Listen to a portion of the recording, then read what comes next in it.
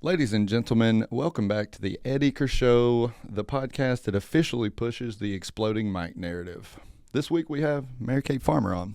Welcome, Miss Mary Kate. How's it going? Good. It's been some time since I've seen you. I know. Last time I saw you, I think we were in the recording studio. Oh, wait. Actually, I came to your show on, Wait. was it Valentine's Day? Yeah, in Chattanooga. I was going to say recording studio too. Yes. I But it forgot was you were at that show. That was fun. Whiskey Cowgirl.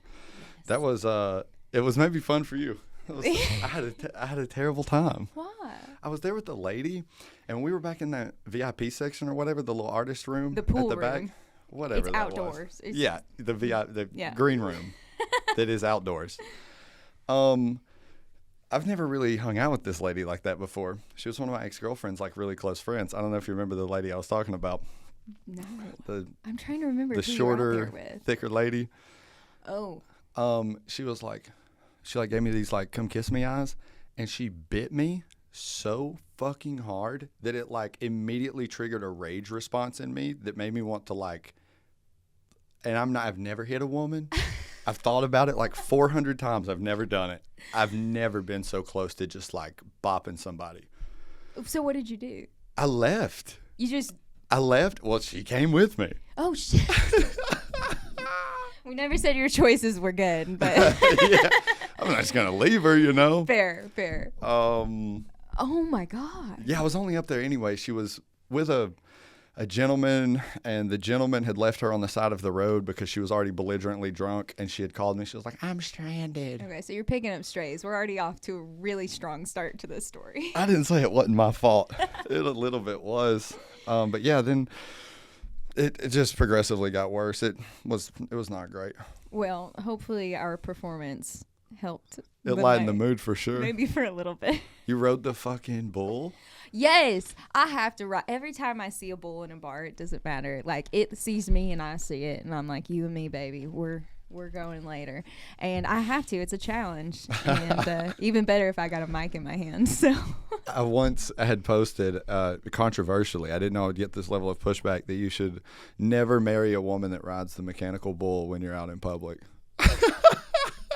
I've never heard this. What is the reasoning behind this? Is there...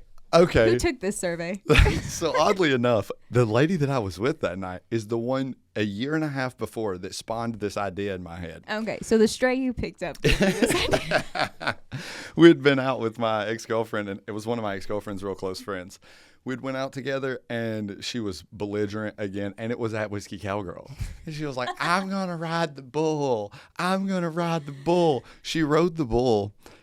Immediately gets off, like at no time in between, and just starts weeping into her hands and goes outside and is crying about, I won't say the exact issue, I feel like it would give it away to my listeners as to this person's identity, about something that happened to her dad. And I was just like, Jesus. So it was just a trigger. I was just like, never. I associated the mechanical bull with that kind of behavior. I was like, let's just avoid that forever. I'm sorry, because I feel like the exact opposite. If a woman walks into a bar and jumps on a bull, you better marry her. That's the one? That should be the one. She sees danger, she's like, I got it. Okay. I got it. It's that beautiful balance, though. You got to find the one that's just enough crazy, but controlled. Yeah, I've leaned crazy for my lady selection throughout the years. That's where you go wrong. Yeah, it is fun. Something about but now I'm getting into a stage of like, I want a little more predictability. Mm-hmm. I want to know like who is in the kitchen when I come home. Yeah, and you want to know her name. Well, I want to know like what personality she will have. Oh, okay. And I do love women with like multiple personalities, because it's like, they're a little more fun. It's the joy of dating multiple women, but like still being faithful. Love it. Yes. But for women, that's where you have to find the balance out there, like this perfect balance between they're crazy, but they know they're crazy, but they're still good. And they have some like handle on it. Yes, you have to. And I tell my son that all the time, because he's almost 8, and I tell him, I say, what do we say about girls? And he says, they're all crazy except mama. And I'm like, that's right, we got to find one just like mama. She knows, and Blaine will say, she knows she's crazy, but she's just enough. So that's awesome. Hey, I feel like I did a terrible intro, by the way, to my audience at home. If you don't know Mary Kate, she is a country music artist, a country music singer, songwriter, performer. and purveyor of AI music. She loves it so much. I'm so against AI. I swear. If we get on this AI trend, this will be half the episode, I swear. We can get a little bit into it because I'm a musician and I know how discouraging AI was for me. In the beginning, it wasn't. In the beginning, I listened to it and I was like, that will never catch me.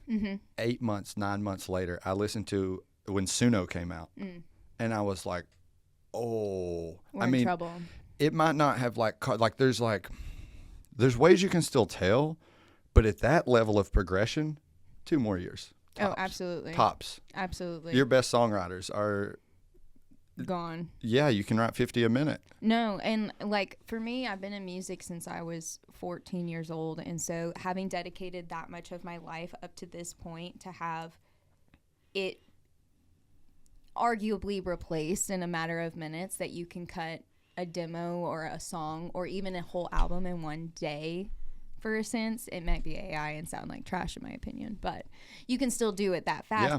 And it's hard because the industry, for a minute there, it got so DIY to where independent artists were taking over. TikTok, all of the at-home studio apps were becoming, like GarageBand got to be almost just as good as Pro Tools if you knew how to use it, and things like that. And so the indie industry was able to really take over, and now we're at the point to where now that AI has kind of stepped into the picture, the indie artists are going to be erased. Crushed. Absolutely crushed. Numbers crushed. I mean, you see that with the AI streaming numbers already, just on all of, like, on Spotify and everything like that, the streaming platforms. If you think about it from the industry perspective too, it's like, why would they not use it? Because we've had this conversation about how expensive music is. Like, if you want it done, like, obviously you get what you pay for, and you know that going in, but now it's not even like that. Like, you don't have to pay songwriters to come do a writer's round and drum something up. You don't have to pay studio musicians. You don't, and maybe for the final track you do that. You change the instrumentation and you maybe a harmony here that wasn't originally in it, but the meat and potatoes of what you're doing, it costs nothing. And you're cutting out so many middlemen. You're cutting out the studio musicians for the demos. You're cutting out the songwriters, and basically going straight from a songwriter to artist, I guess, in a way. But I mean, literally it takes out half of Nashville's jobs, or I mean, even in LA, if you're using it for pop music and everything, it's a hard bullet to have to bite as an artist right now. Yeah, it hurt me. It literally hurt me. Like, it was like seeing something in the horizon that was like rushing towards me.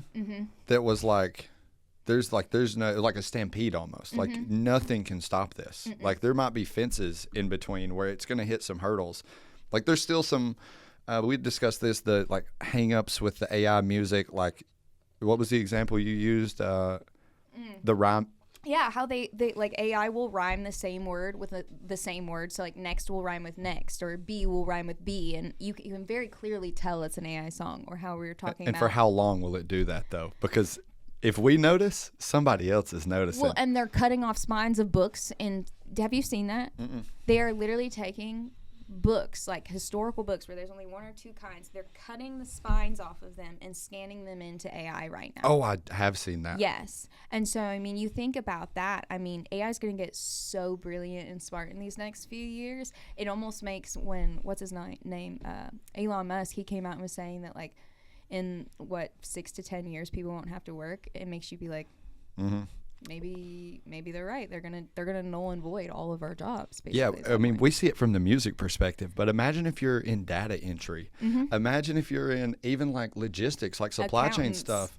Accountants are done. It's over. Yeah, sorry. I think the new push that I've been seeing, the Dems push, is UBI, Universal Basic Income, where basically they're trying to alter the tax structure on these like big tech and little tech companies to get enough revenue there to just give people checks, because they're trying to plan for when nobody has a job, like there's no jobs to do. Yeah.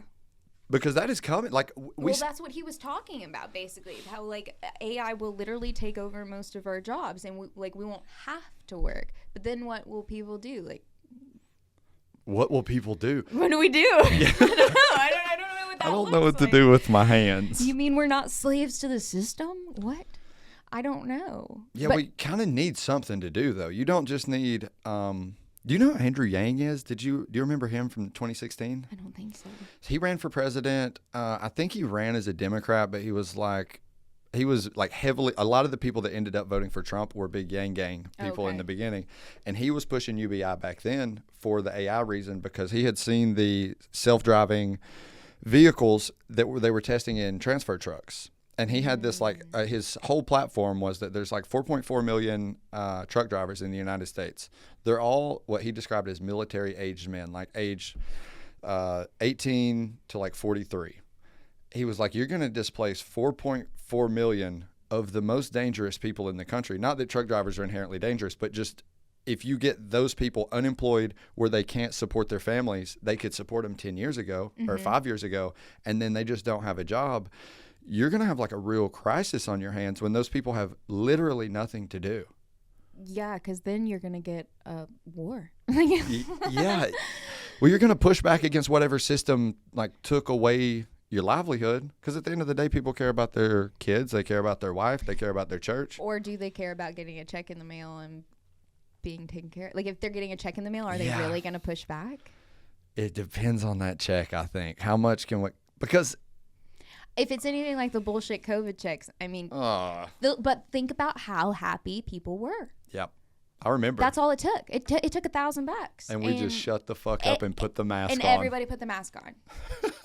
You're telling me, it's got to be a good number. Baby, it's got to be $1,000 or more. Yeah, probably. Well, $1,200 now with inflation. But $1,200 and you don't have to work? No. And you get to stay home. You're with your kids, which, I think that's also part of the homestead push too, is to get people comfortable. That's big now. Yeah, which I do agree, because I don't believe in the educational system. I think it's all shit now. Absolute shit. It is garbage. If I could send my kid to private school, I would either homeschool him or private school it all day long, because it's a joke at this point. And the things they make you focus on, though, the things they make you focus on, like the lengths of who owns the textbooks. Let's talk about. Hey, I was gonna actually say I'm this. There. The Maxwell Company. Yes. Do we know who that is? Yes, Giesling is her dad, father. Yes. Who was a Mossad agent, by the way. I am in the hole, buddy. I am there. I am so deep in the hole. Who was an assassinated Mossad agent, by the way. But we're like, let's let him teach our kids. Yeah, what are we talking about? Let's definitely let him be in charge. I would rather. Yeah, my baby mama dropped out in like 9th or 10th grade, and she's homeschooling our daughter, and I do think that she is retarded, but it's almost better that she is teaching her than these Maxwell textbooks. Oh yeah, she's got a better shot probably. Like we're learning slavery for 3 months, first 3 months of the year, and then Holocaust second 3 months. Those are the two things that we really got to drill into you, and drum up your white guilt as high as we can get it. Oh, it's bad. And now they're going to get the 2020 COVID. Like my kid now is going to go to school and learn about what it was. The heroic Dr. Fauci, how he took the front lines. And he said what no one else would say. He protected us in our homes. 6 feet of glory. My ass. Listen, the only thing good about COVID was that like I did get to be home when my kid was 6 months to almost 2 years. That's so awesome. It took like that ticking time bomb of being a musician of like, you only have so much time. For the first time since I was literally 15 years old, I didn't feel like I had a clock. And that was crazy. And it was the only time in my life I think I ever felt like I did not have a time clock on my shoulder. And then post-COVID, it picked immediately back up. Immediately. I look back at COVID now like kind of nostalgically. Like that's when my music career literally started. Like when the lock-in started, me and one of my friends were living together. He had a studio at his house. He was a musician. I never did music. And we had done Molly for the first time.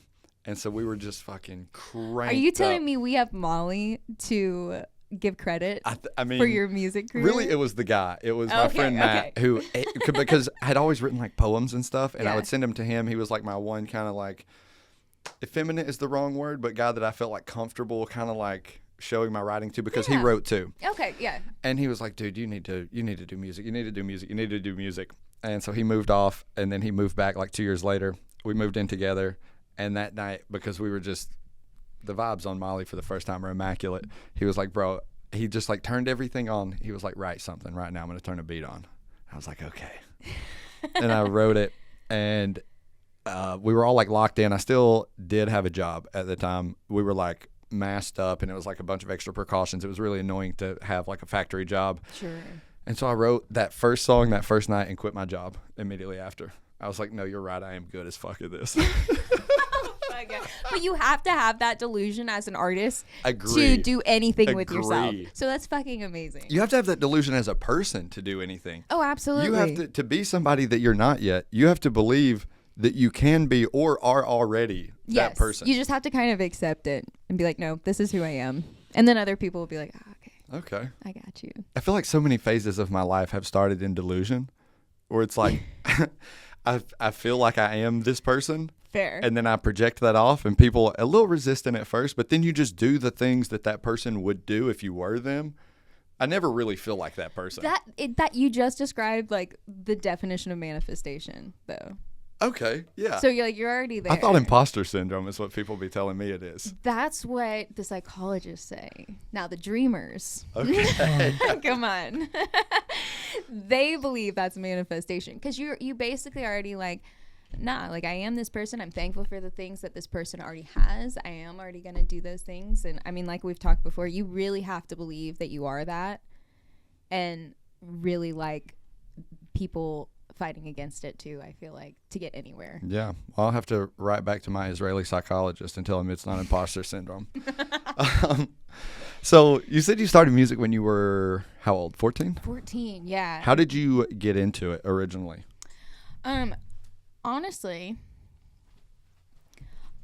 Honestly, my parents, they gave me a guitar. My older brother, he always played guitar. He was a big Green Day, Jack Johnson, some classics. And so the very first song I ever learned on guitar was a Green Day song, Good Riddance. And I really fell in love with it, and I decided to try my hand at writing, and I came downstairs and wrote my first song. It was like, Mom, Dad, check this out. This is 14? Yeah. Wow. And they were like, all right, what's it called? And I was like, Sleep Sweet. And they were like, okay.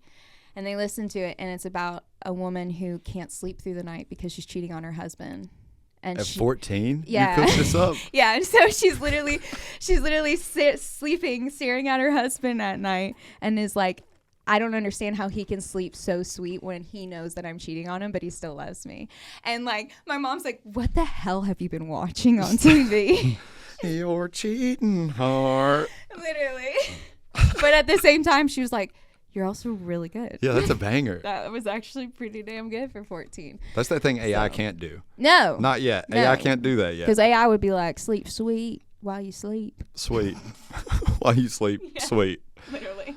So you did that, and I guess your parents were supportive or non-supportive? No, they enjoyed it. They were like, "That's great. Keep writing, keep playing." And then I was on dance team. So like in high school in Texas, you do the kick teams, like where they're like the mini Dallas Cowboy cheerleaders. We all do the kick lines. Like color guard type deal? No, so like they're dance team. So think literal cowboy, like what the Dallas Cowboy cheerleaders do, but on a dance team, they're not the cheerleaders for the team. The cheerleaders stand by the stands and do the pyramids and things like that, but the dance team like does the kick lines. It's like minor league Dallas Cowboys. Exactly, which is why like a lot of the Dallas Cowboy cheerleaders, majority of those girls come from Texas, is because they've been through that. Yeah, like they've done it, and so they go to college, and then they go from college to Dallas Cowboy cheerleaders. My mom was a Dallas Cowboy cheerleader. No way. Too, yeah. Wow. Yeah, she was. She was a cool girl. I feel like that's a good fact. Yeah, she was a model. She did what was it called? Who was the main workout guy in the 80s? Richard Simmons, yes. So she worked at his main studio in Memphis, Tennessee, and was one of his main acrobat dancers as well. So like she kind of did that growing up. But, genetically gifted athlete over here. Yeah. Like she has like her and my sister. They're the dancers of the family. I attempted in Texas, and you were on kick team. Yeah, I was on the drill. I was on the B team. Okay, so like I did not even make it to the A team. Your girl was on the B team, but I loved the guitar, and I ended up blowing out my knee on the team. And my knee doctor was like, "Hey, like you're either gonna have to have knee surgery or quit dancing 6 hours a day." And my dad was like, "What are you feeling?" And I was like, I kind of hate dance. Let's quit. And so they took the money that they were putting in dance team and just invested it into a better guitar, some equipment, and some vocal lessons. And one of my dance friends, her dad used to work for Warner Brother Records and was like, I want to manage you. Wow. And I said, okay. And how old are you at this point? I was 16. So you stayed pretty consistent from 14 to 16? Yeah. We just did open mics in San Antonio, like anywhere. So you were performing? Yes, anywhere where they had an open mic, like I was at. I was at bars. I was at karaoke nights. My parents, like, that was our thing. Like, you were taking a guitar player, or you were playing? I was playing. I was up there playing Creed. Can you hear my voice saying my name is Sam? That was me at 14 in the bar. So where were you then with your guitar? Were you C, G, and D? Three chords and the truth? Yes. Very, very, I don't think I knew more than 3 or 4 chords, and it was very evident. But my songs lyrically were decent to where I was getting festival gigs at some, a festival where I could barely play. And then my dad, he lost his job and was like, hey, we're going to Atlanta. My manager came with us. And yeah. For you? Yep. Whoa. He uprooted his family and moved here. And we moved to Atlanta, and things started to snowball. And he was with me until right before I got married. We ended up parting ways business-wise, and he's still like a second father to me. We're still super close and everything. I feel like it's a kind of rare story to hear about, like, a good level of support when you're young, because if you imagine your like 14 or 16-year-old coming to you and being like, I want to be a musician, any good parent, there's going to be that thought of like, oh, you know what that comes with. You know what it comes with. Especially if you're doing country music, because country music, like, the backbone of it is in bars and taverns. And like, that's like Chris Stapleton, I think, said that he did 20 years of touring with no notoriety, with no fanfare. Like, at his 19-year mark, he was doing shows for 15 people. Yeah. That's the nature of country music. Yeah, my parents kind of knew that going in, because I don't think they really knew what it entailed when they signed up for it and said yes to me doing it, because they loved the open mic thing with me. It was a grind, but I was also the baby of the family, so they were done raising kids. They were ready to go out too and have a few drinks. So I think the timing of it was very on we'll par. take you to the bar. Oh yeah, exactly. They were like, sure, we'll have a few drinks on a Thursday night. Let's go. Yeah, they're going to let our kid in here tonight for some literally. reason. As long as she does that thing, they'll let her in. I was literally like, I remember right before prom my senior year, I was in the studio recording my first single and was late to prom because I was in the studio. And my mom was like curling my hair in the studio control room, like, for prom. But like, I wouldn't trade it for the world, because that's part of the journey. And I think especially younger artists, it's important to go through those, Not to loop back too much, but I mean, how much of that experience is getting kind of sapped away now?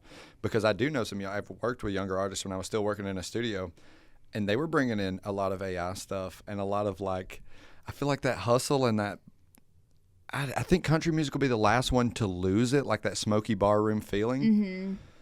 But man, I mean, honestly, the music industry lost a lot of that, I think, whenever artist development stopped. I think when labels stopped investing in artists' craft and sound, we lost the authenticity of music. And that, like, what you're describing, that like smoky bar feeling, you're telling me you want to be in the room with that artist, basically. Yeah. And it's like, we've lost that. One, because everything's so digital now with recording. Yep. And everything's so computerized. And which is a blessing for the indie artist, honestly. Yes. Like, that has brought a lot of music to the forefront. Definitely. But it's like the tip of that spear, like the top 0.11% or something.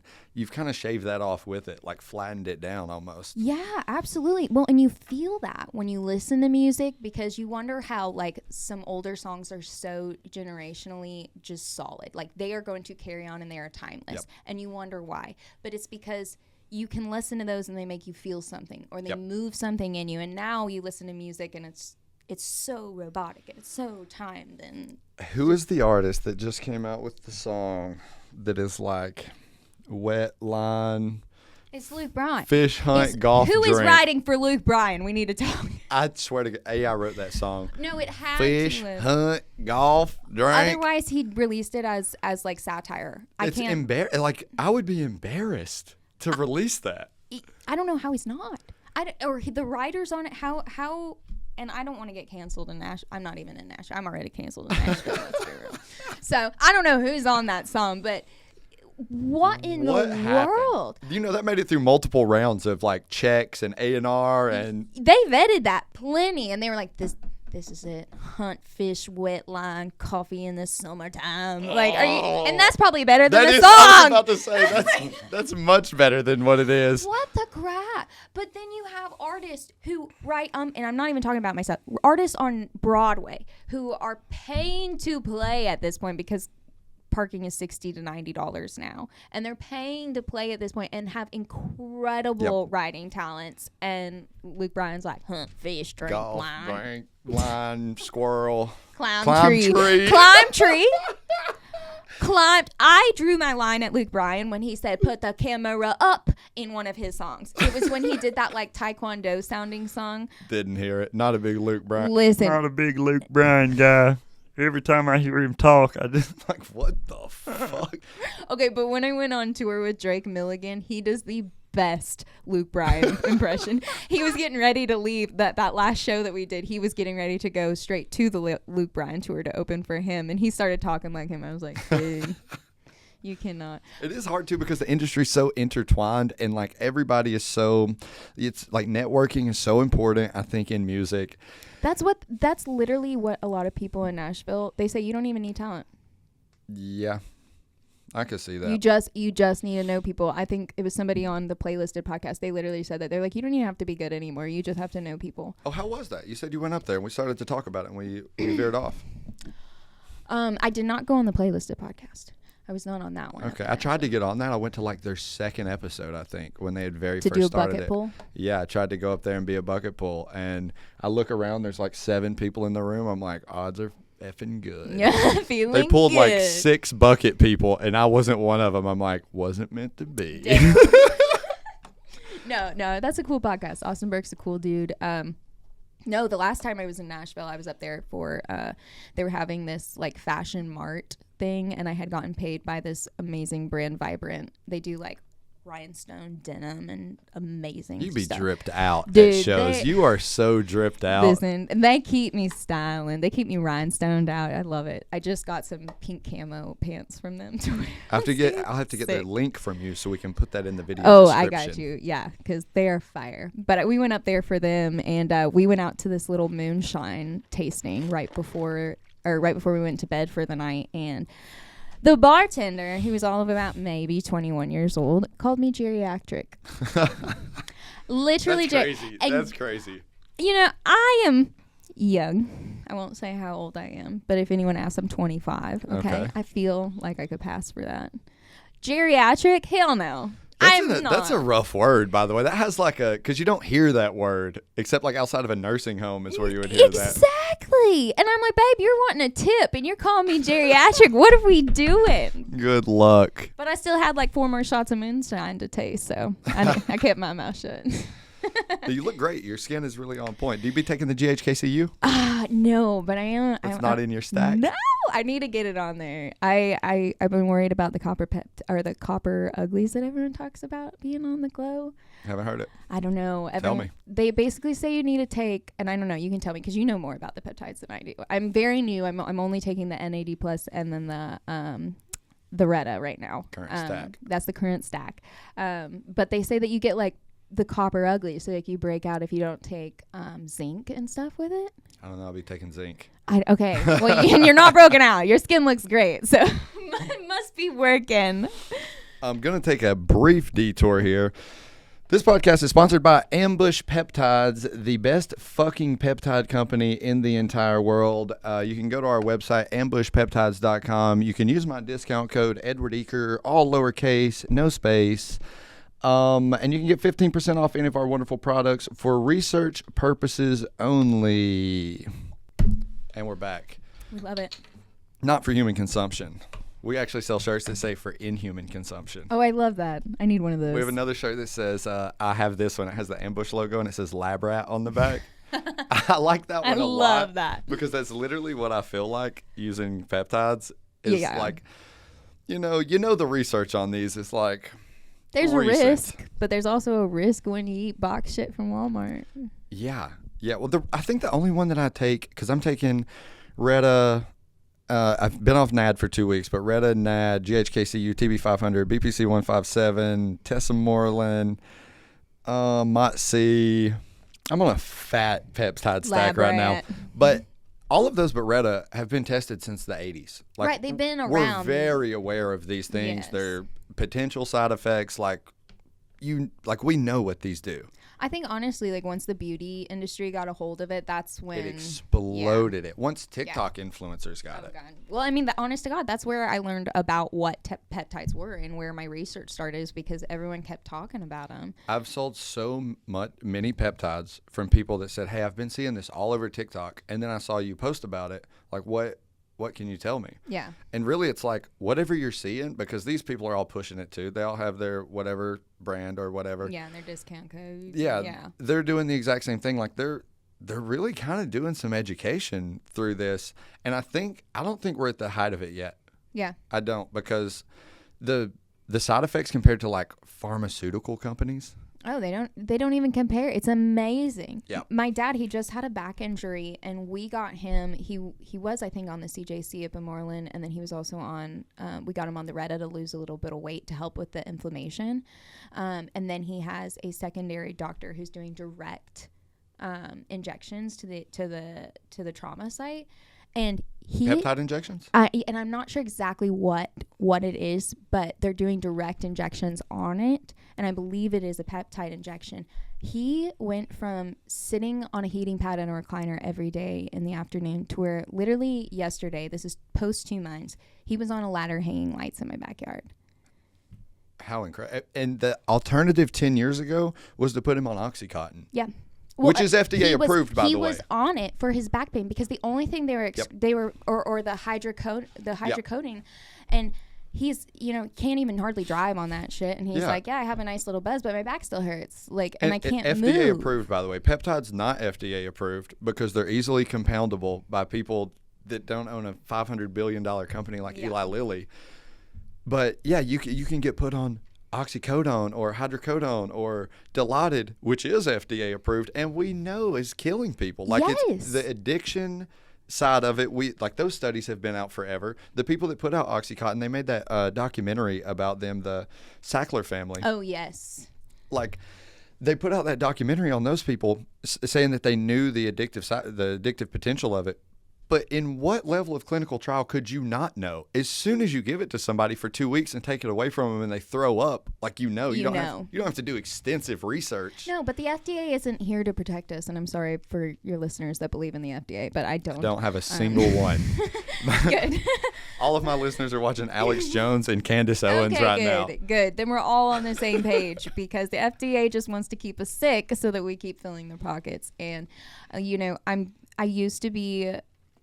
I was a really big asthmatic growing up my entire life, had major issues with asthma, and I got really concerned whenever COVID came around and everything like that, and both of my parents ended up getting the COVID shot. And now with everything that's coming out right now, you never did it? No. So I have an NDA with a show that I tried out for, that they were trying to fly me out to LA. And if I would have made it through that last round, I would have had to get both rounds to be able to go sit in front of the judges, not even be on the show. This was just the very first round. How crazy. Like when you really think back on that, they kicked people out of the military. Oh, yeah. Their jobs. And now they're giving them all checks, by the way. They're paying all those people. They're saying hey, that was so out of line. And then you get fucking Fauci in front of he's already been pardoned for all this stuff. We're already past the statute of limitations. He's pleading the fifth on things he can't even be charged with. That's such bullshit. I mean, but that's where we're at with our government right now. They are literally looking us in the faces and say, we are evil and you are too stupid to care. Yeah. And I feel like the cat's out of the bag too. Oh yeah. Now it's to where regular normal people, I've been an Alex Jones guy since 2013. I've been in the conspiracy loops my whole life. So I understand that maybe my opinions on this stuff are fringe, and they always have been. But it's not the fringe people that are saying this stuff anymore. The average person that you talk to on the street has some reservation about who killed Chalie Kirk. Oh, absolutely. They have some reservation about where COVID started. Mm-hmm. Bat at a wet market? I mean, there's only so much bullshit that you can feed before it's like, come on. before we can't digest anymore. Yeah.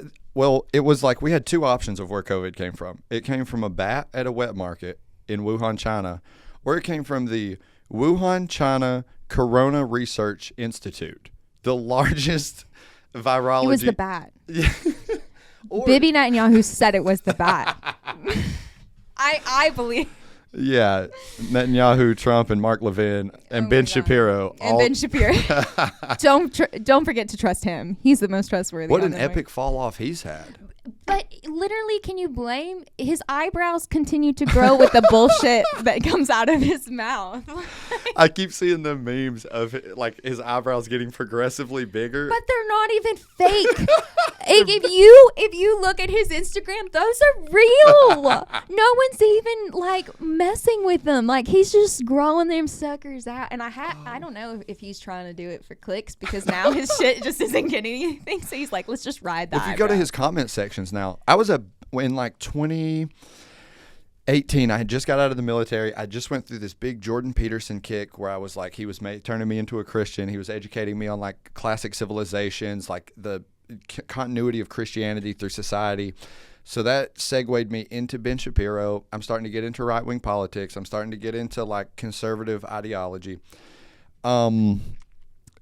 His comments in general, like sentiment towards what he was doing then was so positive. And you go to his comments now, and like, you know, we went through the Russian bot era, maybe where that was going on, 2020 era. Yeah. These are real people now. Like his comments, you don't find a positive comment. It's just like, go kiss the wall, Ben. Well, I mean, honestly, after the Chalie Kirk assassination and he came out and he was like, I'm going to take the mic or like all this other BS and was like, don't worry, Charlie, I got it. Like, shut up. It was just as bad as Bibi coming out and being like, by the way, we did not kill Chalie Kirk. Before anyone asks, I'd like to go on the record saying that Chalie Kirk dying had nothing to do with us. It was not Israel. And I mean, I don't know, man. So I don't know. We bounced off this earlier. I went through a couple stages with that one. Okay. I went through, it was the guy on the roof. That when I originally saw the video, it's like clearly he got shot. I watched his neck fly apart and him fall over to the ground. Then like 3 days later, Fox News put out an article that was like, the man of steel, how Chalie Kirk's Superman faith neck protected the people behind him. Like, okay, now you're trying to take advantage of my faith, which I know Chalie Kirk was a devout Christian. You're trying to like manipulate me based off of that to say that like there was no exit wound in his neck with a 30-06 from 100 yards away. And being a military background. Yeah. Your first thought was? No chance. When I heard there was no exit wound, I was like, okay, well, it wasn't a bullet. Yeah. For sure. That's just... And this podcast that I used to produce out of here, he had a Green Beret sniper come on the day after. He was already planning to come on. They didn't know Chalie Kirk was going to die, obviously. They had a clip that had like 9 million views on TikTok because he really broke down the ballistics because he's done this his whole life in the military on this. There's no reality where you can be shot in the neck with a 30-06 round and it doesn't come out of your neck. Yeah, not a chance. Yeah, so the Man of Steel article really hurt my overall just like opinion of it. Then as the exploding mic theory starts to come forth, it's like you see the shirt like riffle from the like kickback His of necklace goes this way, but the shot goes this way. That they're literally just telling us we're stupid. Yeah, but and then what do you do? Yeah. What do you do when the establishment like Trump even is like just breezing over this stuff? Mm-hmm. But this is like, you know, Chalie Kirk is one of his greatest allies. Like he really like. And I think that's why, too, it's so painful and why people are waking up too, because of how much he fought to get Trump in office. And God, how many hours that kid stood on campuses debating people. And like, while yes, he was a man of faith, one thing that I loved about watching him is he was people who are agnostic, is that what you call them, who like atheists, you know, yeah, like whatever it is, they don't believe. He was always happy to debate faith without theology, like you know, things And was like so that. respectful too. Yes, And tried to find common ground and meet them in the middle. Incredible. And he fought for months to get Trump in office, and then this happens, and Trump was just like, oh man, he was a great dude. Next. Yep. And now let's send $40 billion to Israel.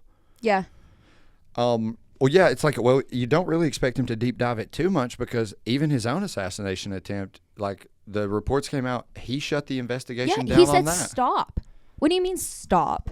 You don't want to know who tried to kill you? The most narcissistic, arrogant person maybe I've ever seen in politics. And politics is, you have to have that anyway. So it's like we accept a certain level of it. Yeah. But then for him to not even have interest in his own assassination, huge red flag. Major. Then he had to have known about it at that point.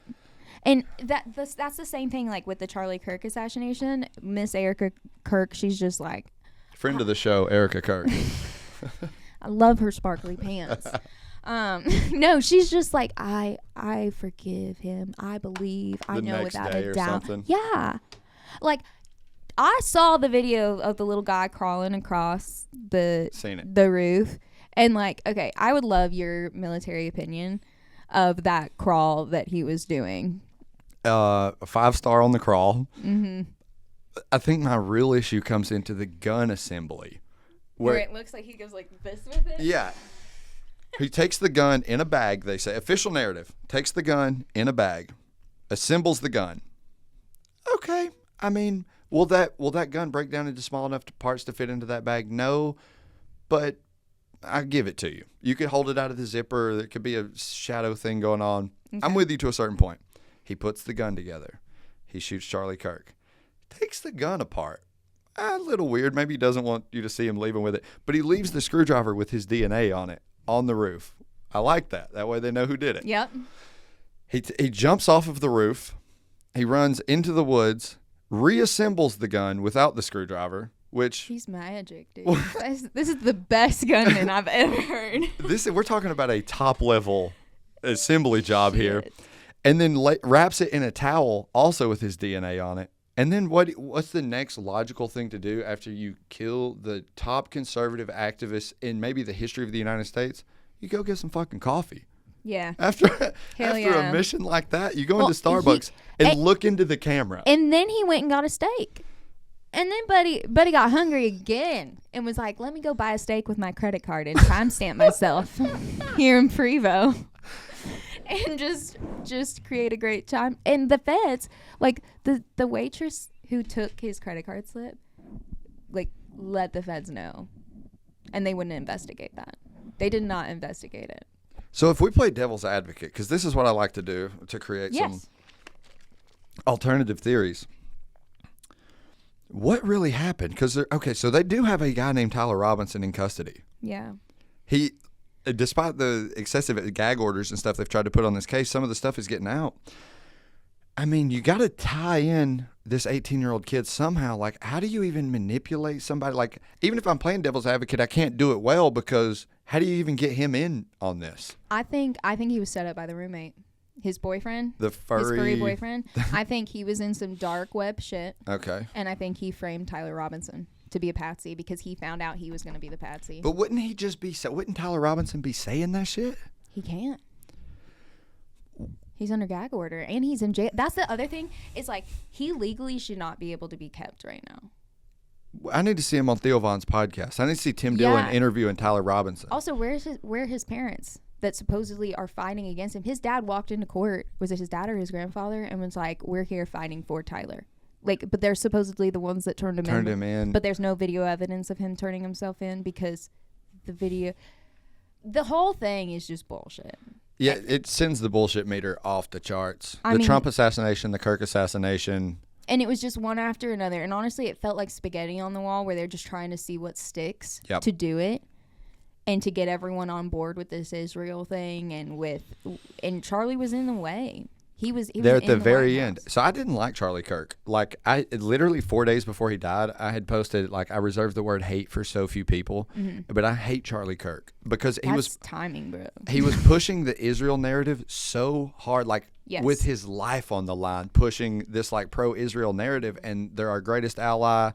And I've been into the Israel rabbit hole for a long time. And I was a big Kanye guy. I don't want to say too much. Big Henry Ford guy, actually. You have Kanye on your arm. How did I not know this?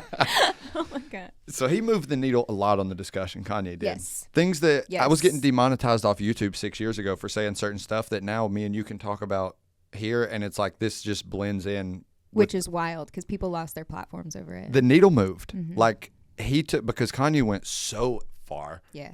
He went so far that it made this stuff over here like, okay, you got some breathing room here for normal people. Right. But that opened up where you could even have the conversation where Chalie Kirk even got to at that last podcast he did. I can't remember if it was Laura Loomer or what podcast he went on where he was like, well, the unrelenting Israel support might be a little much. Yeah. I think Laura Loomer's crazy. She's a wild thing out there. That's the real media now. But that's so scary. The fact that their Laura Loomers are our media.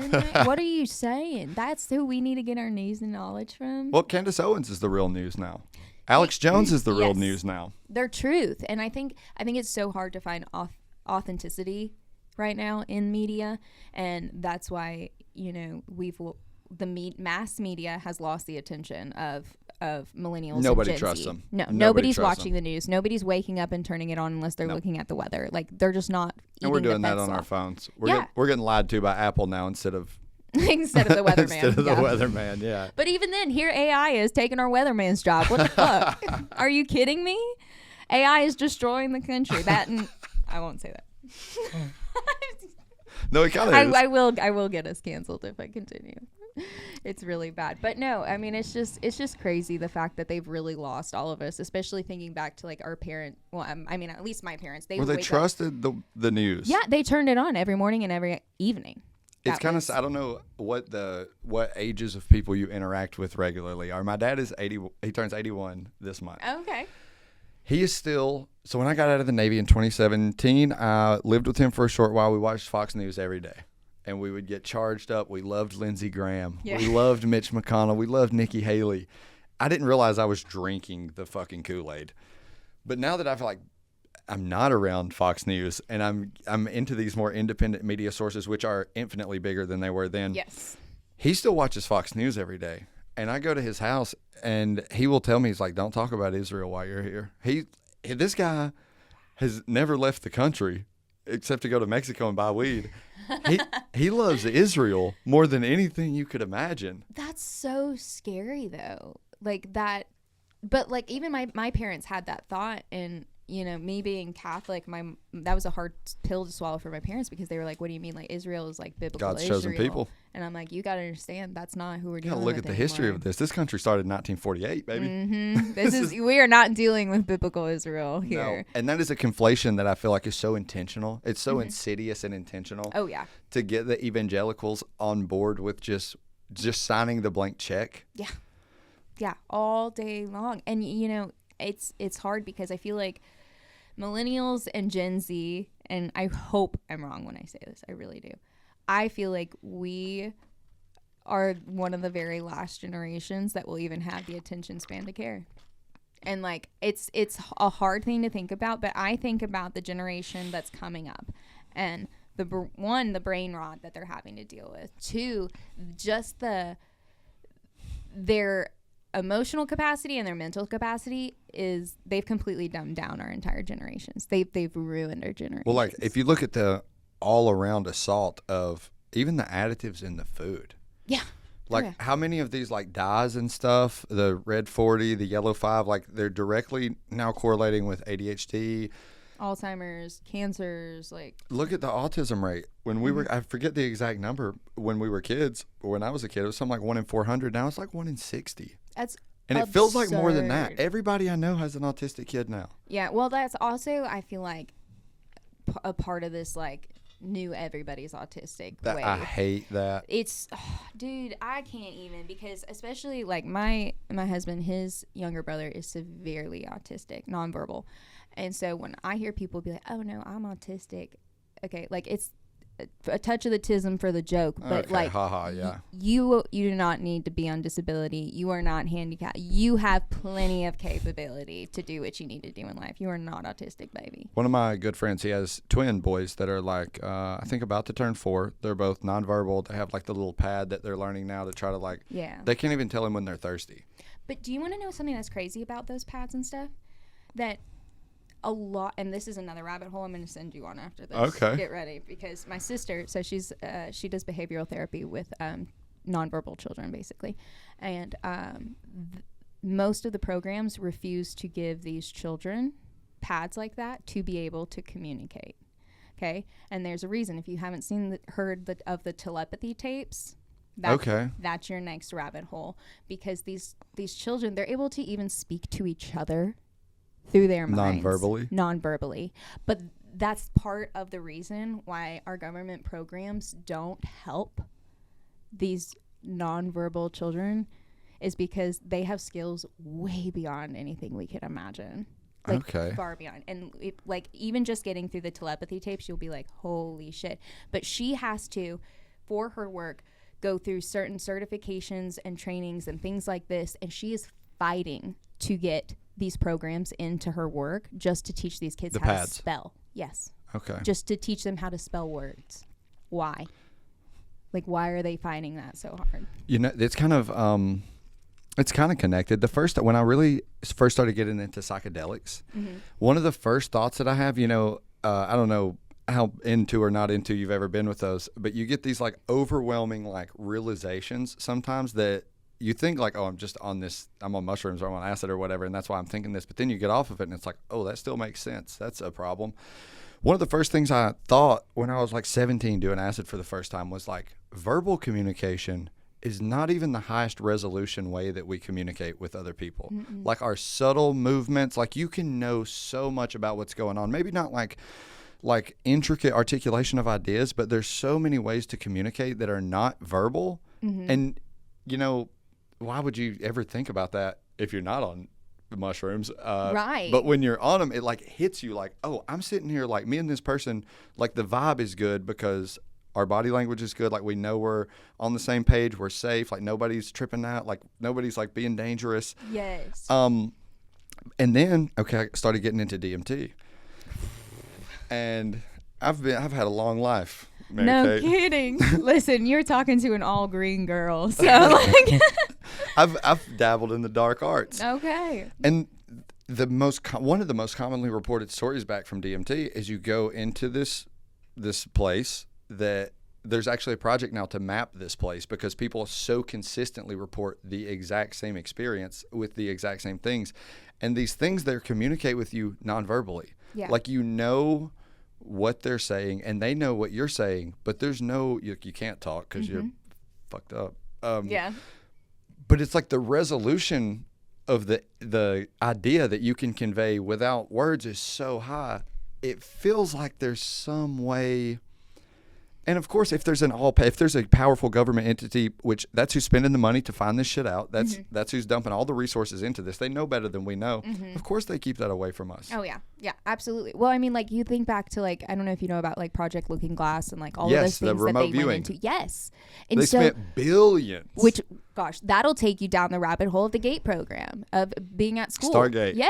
Yes, absolutely. And like it's all connected, and that's where like the kids with being nonverbal really like the way that my sister put it is she was talking about one of her clients, and he's a young boy, and he's looking at his pad, and he loves to pull up this one YouTube video that has like 20 different screens all at one time, and they're all playing an alphabet letter.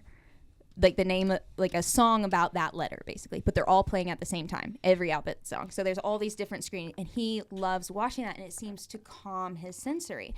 And she's like, I'm wondering if that's because in their heads they're able to see multiple, I don't want to say dimensions, but things we can't see, like the other things that are very physical that we can't see with our own eyes. Extrasensory perception. Correct. If that's what they're doing all the time. And so him being able to see a physical representation of what he's seeing in his head every day calms his nervous system. It's unreal. And so something that would be so overstimulating, you would think, to somebody who jumps when somebody drops something, having 26 songs going at one time makes him go, oh, that's familiar.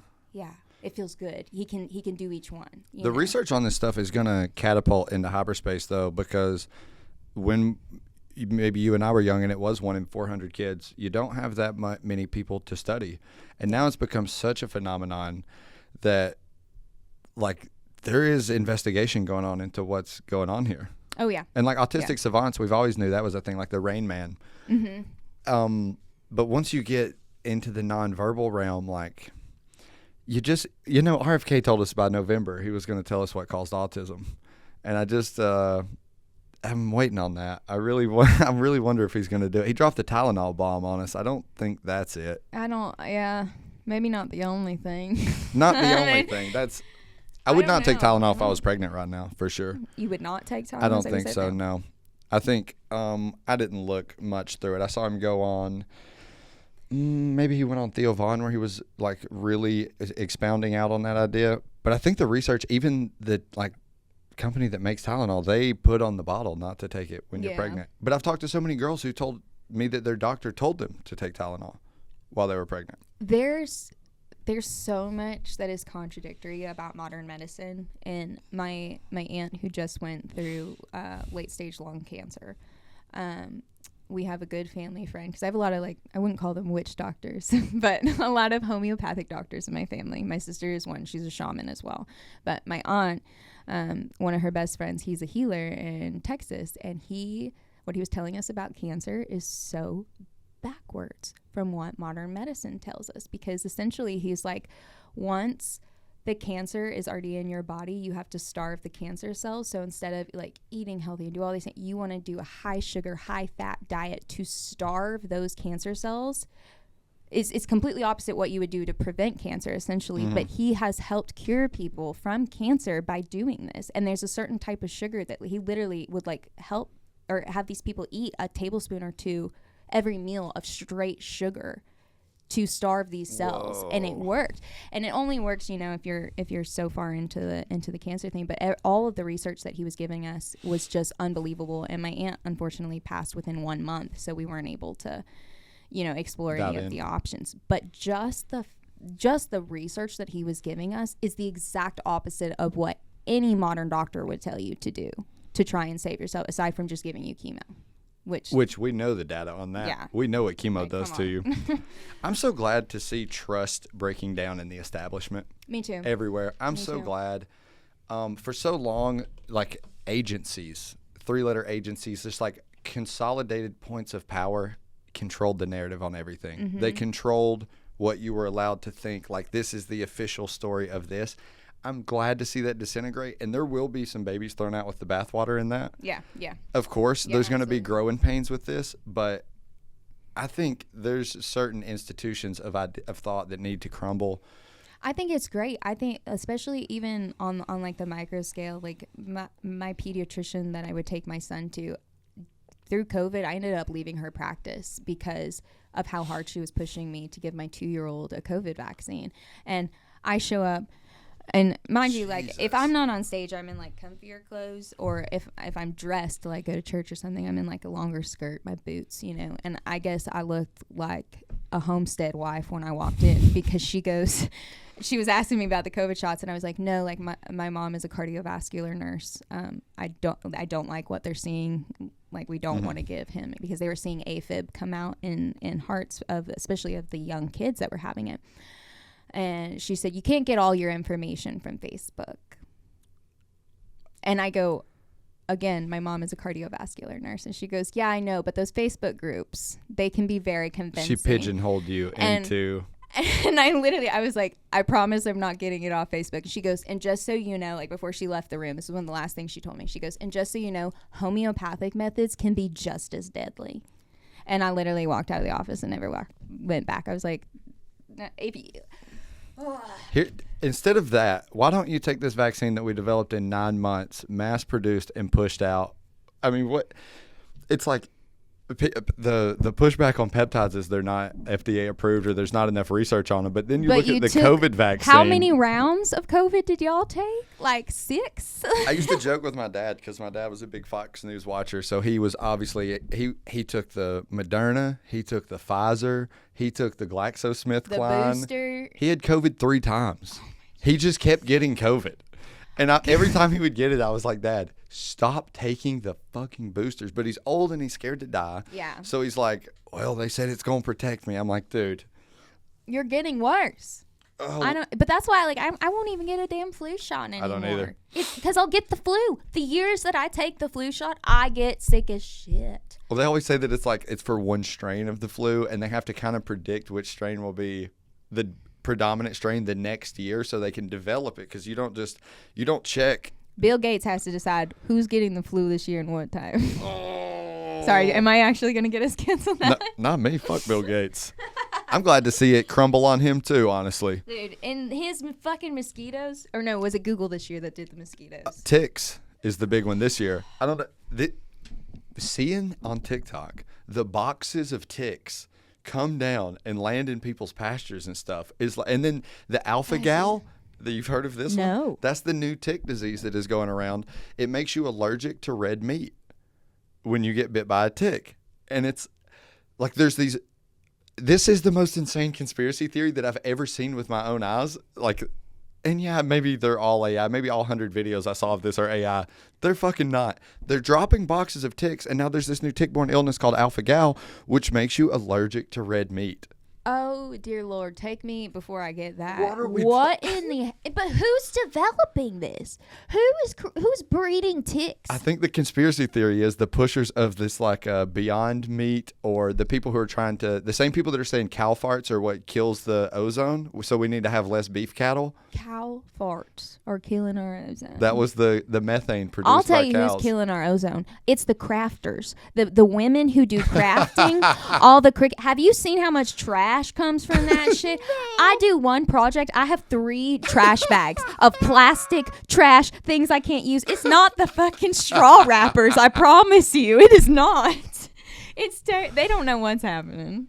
Good God. I throw all of my old plastic straws in the creek every time I get I said fuck them turtles. Why did I throw my plastic straw in the creek? Because I didn't want it, and the creek was right there. Damn. Damn. No turtles near your house. Yeah, I went and watched, one of my friend's moms was going to college in maybe 2005, and they were doing a screening of Al Gore's The Inconvenient Truth there, where he unleashed the ozone thing about the hole in the ozone and how CFCs, and it was humans' fault that this was going on.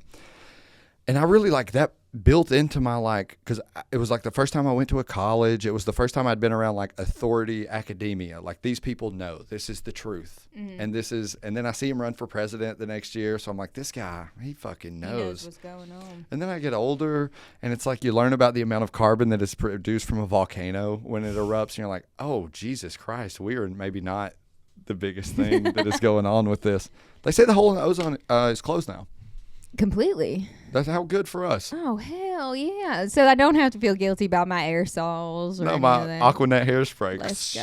Listen, there's nothing like that Aquanet. I'll keep you stiff. That sounded suggestive. I think we're probably at about an hour. We're going to wrap this on down, dude. Thank you so much for coming up here. I know it's quite a drive for you. No, happy to do it. Thanks for talking. This was truly thrilling. This was good. We did go deep into conspiracy know. talk.